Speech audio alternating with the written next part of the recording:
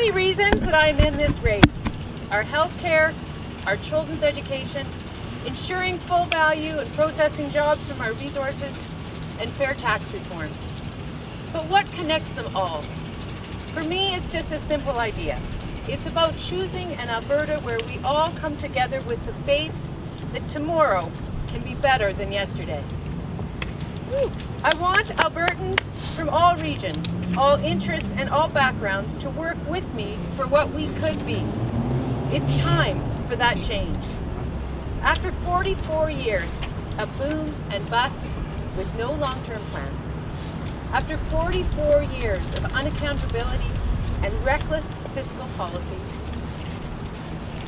and now working and middle-income families are again being told by Mr. Prentice to pay more and get less. My fellow Albertans, after 44 years, we all know the people of Alberta are getting the wrong kind of leadership from the PCs. And that is why it's time to kick this government out, and it's time to elect a better one. Yeah.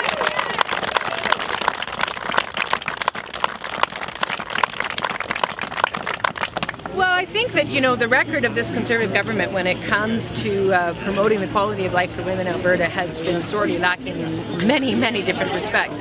And I think their failure to focus on ensuring equity in the candidates that they're offering to Albertans as a choice is another part of that problem. Albertans want to have a legislature and an assembly. That building should be full of people that they recognize. It should be full of people like them. And it's not going to happen when only one of every 4 candidates is a woman. That's one of the problems. And so that's why I'm very pleased that we've been able to achieve parity amongst our candidates, because it really matters that people see themselves in that legislature.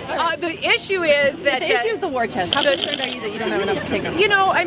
There's no question that there is a problem in this province with sort of unfettered corporate donations and their role in our electoral process. And our position's always been that we should ban both union and corporate donations and make a fair system. That being said, we have an incredibly energetic group of volunteers. We know we have a long history of getting our points across and talking to Albertans on the doorstep, using the soles of our shoes to get out there and get our message across, and we're going to continue to do that.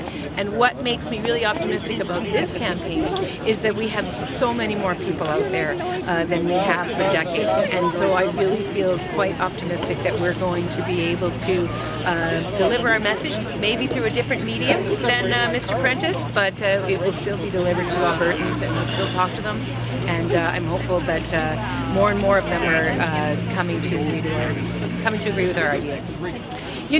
Albertans across this province are telling me that they want an alternative to this PC government, and my message today is that the NDP is that alternative. Former Trade President Jim McCormick yesterday dropped a bit of a bombshell on Facebook saying that he was resigning because the head of the organization didn't respect the Constitution. This follows on all these nomination debacles they've had. What do you make of that in terms of the state of the governing party?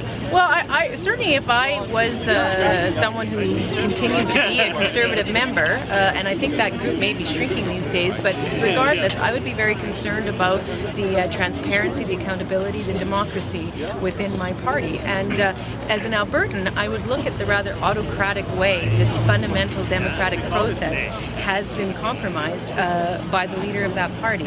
And I would wonder whether I could count on him to be accountable to the democratic process and to listen to Albertans were he to be successful in being elected as the Premier. Is it your goal to form government or form official opposition? As I said before, we know that Albertans are truly looking for an alternative, and my message to them is that the NDP is that alternative. And when you call an election, anything can happen. And so my goal is to do whatever needs to be done to ensure that we get different leadership in that legislature, the kind of leadership that stands up for Alberta families, the kind of leadership that respects the wishes of Albertans, unlike what we've seen with this Premier in the last couple of months.